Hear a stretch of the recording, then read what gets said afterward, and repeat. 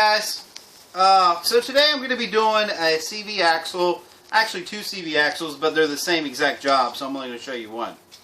But this is a Nissan Altima, about a 2000, I think it's from about, from the late 90s all the way up to like 06 is basically the same job.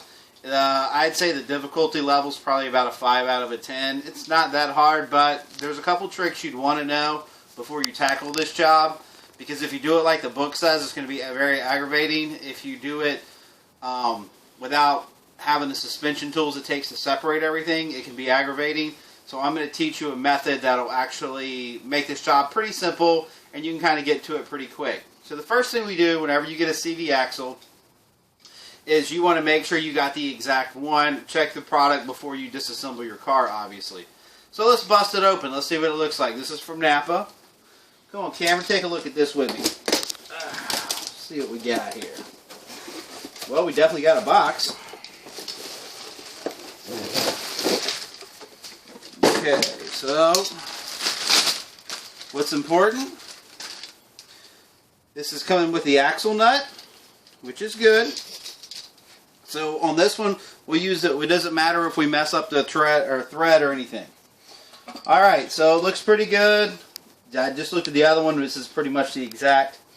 Now the one on the passenger side is about that much longer, but it's still the exact same job, so don't sweat it too hard. Alright, so look at that. I guess the next thing to do is probably going to be to take this tire off. Now, secret to this is it needs a 21 millimeter socket. I've already got everything kind of lined up, so bear with me. I think I may have turned off the air. Alright, concentrate right here because this is where we're going to be going. Let me flip my air on real quick.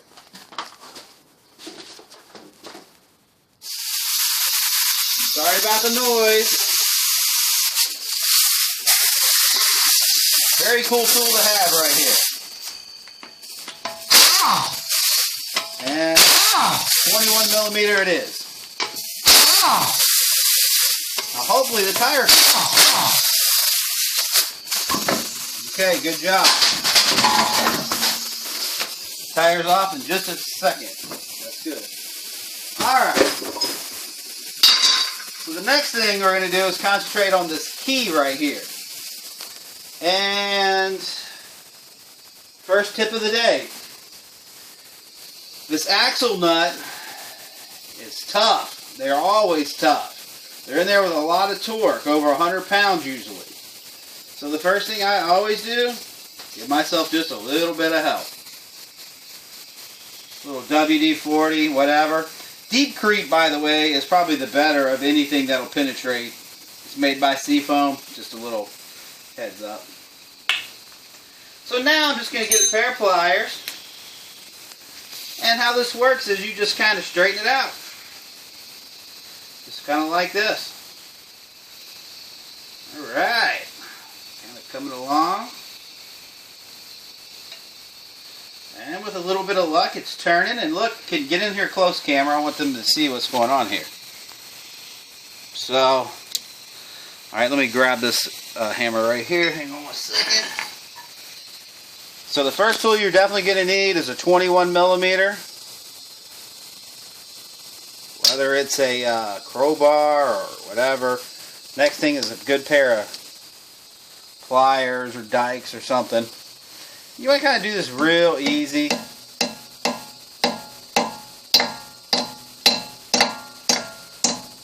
It's kind of coming out.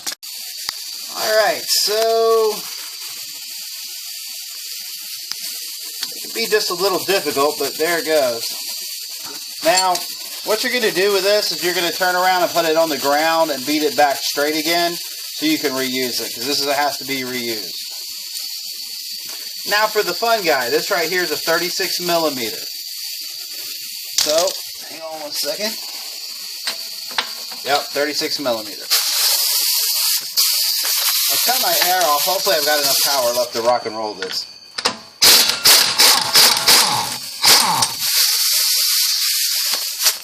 Yep, so there it goes. Alright, so we basically got access to the axle now. And I'm going to do a couple little things to make my life easier. The first thing, you see this little brake clip right here? Get on that camera. Alright, you see how it just popped loose? Just take that little lip, and away it goes. Alright, let me show you what this thing is. This is all it is, and when it goes back in, it just pushes in. The reason we're going to do this is we're going to want the brake line to sit loose for us. Alright, so now you needed a flathead screwdriver and a hammer. And then what you do is you just take this. It's got like a little metal garment on it. This one's really rusty, so very easily I'm just going to kind of, I don't want to really cause any damage. I'm just going to kind of, the brake line. But, I like to get it out of there. Of course, nothing unusual. It doesn't want to go. Alright.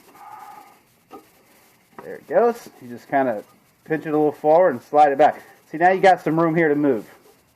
Now the next thing you're going to concentrate on, take a look right here at the strut tower. We got, these are 17 millimeters. Now the trick to getting these out is to first just keep the camera right there. I'm going to reach over behind you. Alright, so on the strut tower, I put the 17 millimeter on here, and I used a 1/2 inch because this has got a lot of torque on it. And of course, you put a wrench here, it's going to catch it, because if not, this nut will just slip in and never land. But just stay right there, camera girl, and I'll try not to bust you in the head. Now I'm using a cheater pipe. See that right there? Can you see the cheater pipe? Okay, because it takes that kind of torque. Yep. That's how tough it is. So don't even try to attempt that with a regular socket.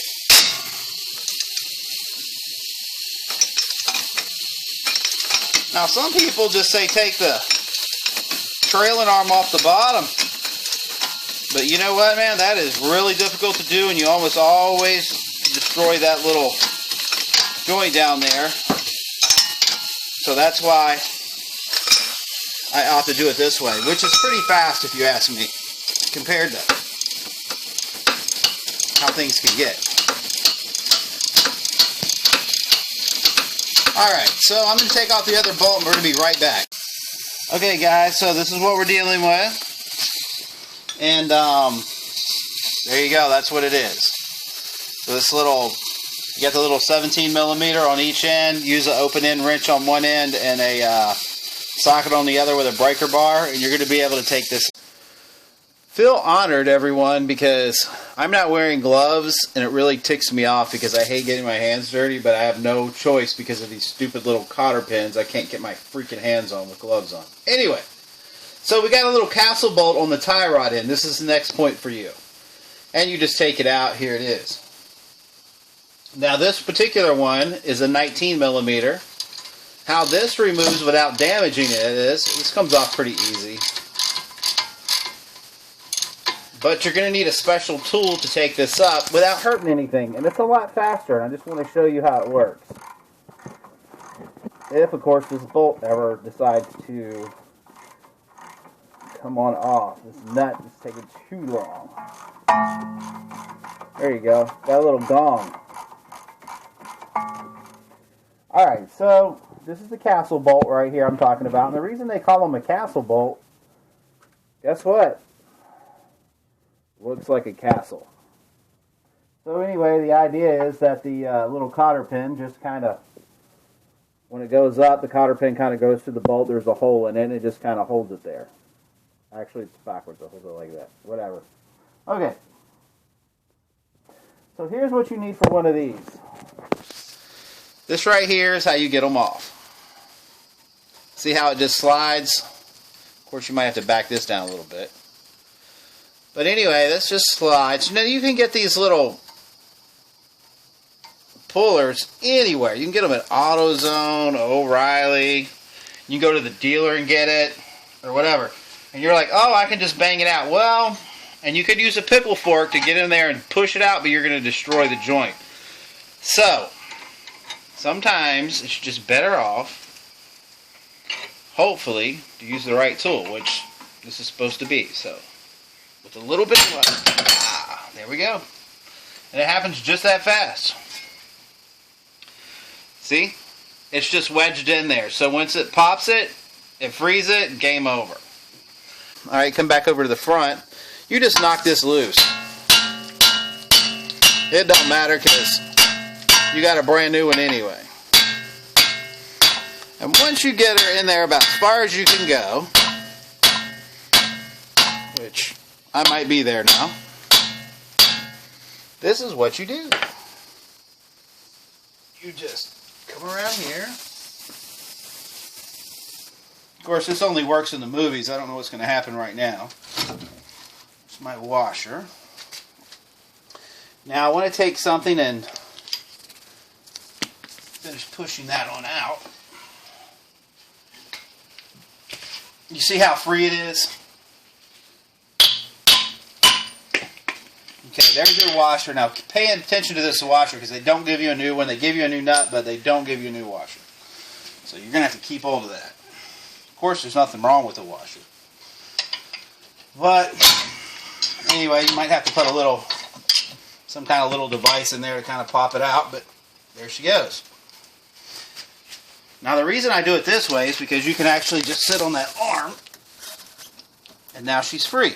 I took a crowbar, just a flat end, and just kind of wedged it. This particular side doesn't have the carrier, so this actually is just a pop in and pop out. Now the other side, I'll show you in just a second the difference between the two. So there is a difference in the job. The job would be on the passenger side is going to have the carrier bolts, the 3 carrier bolts on it. On the driver's side does not have it. Let's take a look at this bad boy. Yeah, a little bit on the destroyed side. So when you hear that clicking, ew, it's disturbing. Anyway, that's what it is. That's these boots break right here, and then you start getting these horrific clicking sounds. And of course, this is the second one that's bad. I always put just a little bit of oil or some kind of this is new engine assembly lube, because the it's getting ready to slide through some rubber, and we basically don't want it to tear as it starts to. Anyway, guys, this right here will actually save you some money. I mean, this isn't that bad of a job, but it can save you a little bit of money if you're going to have to do it yourself. Okay, so can you see back there where the big old empty slot's at?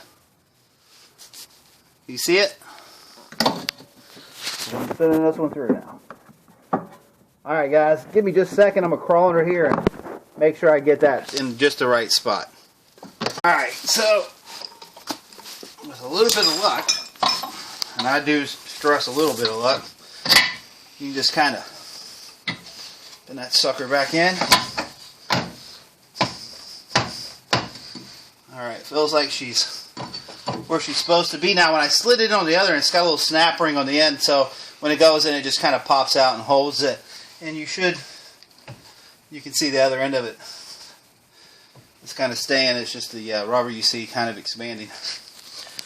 Alright guys, so now to get this thing back together, simple enough. You just kind of cross your fingers and put the shock tower in.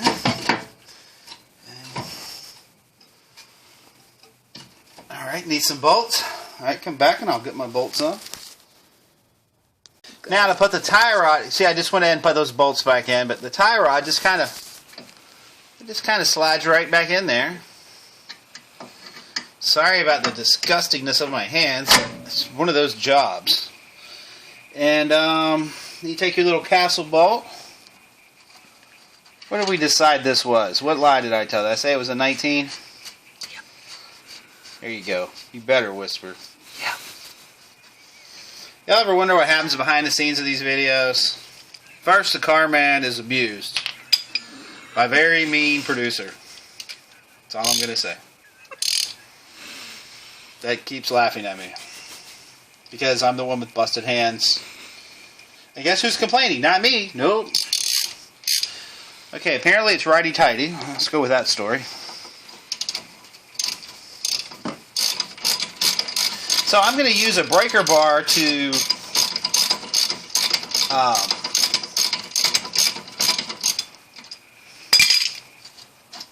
Might be faster just to turn it by hand there for a second. Okay. So, I'm going to use a breaker bar to put some heat on this, because it's one of those awkward places. We've all been there. So anyway, guys, as this thing's coming to a head, I just want you to know that my videos are designed to empower people to keep money in their family's pocket and not be giving it away. Okay, the camera girl is not very happy right now. Actually, probably really happy right now. I almost hit her with the pipe. She probably needed it.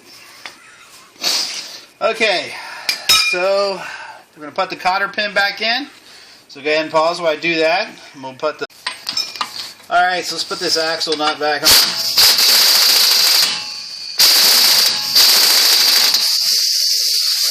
Okay. Give me a second, I'm going to torque it and be right back. Alright, so we're going to come back and compare these two, the driver's side and passenger side. I'm going to show you the differences in a second when I get this put on. Alright, give me just 1 minute. Alright, so this is the driver's side. As you see, this just pops out. You do have to use a little bit of leverage. I used a crowbar, just popped it out. Didn't take a whole lot. As you see, the CV axle was definitely bad. Now, the only thing that changes the passenger side from the driver's side is this carrier bearing right here. And this right here is a 12 millimeter. You'll have to use a ratcheting wrench. It's very easy. It's not very heavily torqued. And it won't be a problem. This whole job should take you a couple hours if you're going to do both of them. You know, so you can do it. And listen, guys, if you get a chance, go ahead and subscribe to the Car Man, because I'm going to get dirty. I'm going to show you how to save your family some money. And that's what it's all about. I'm just trying to help people out. Peace out to the next time.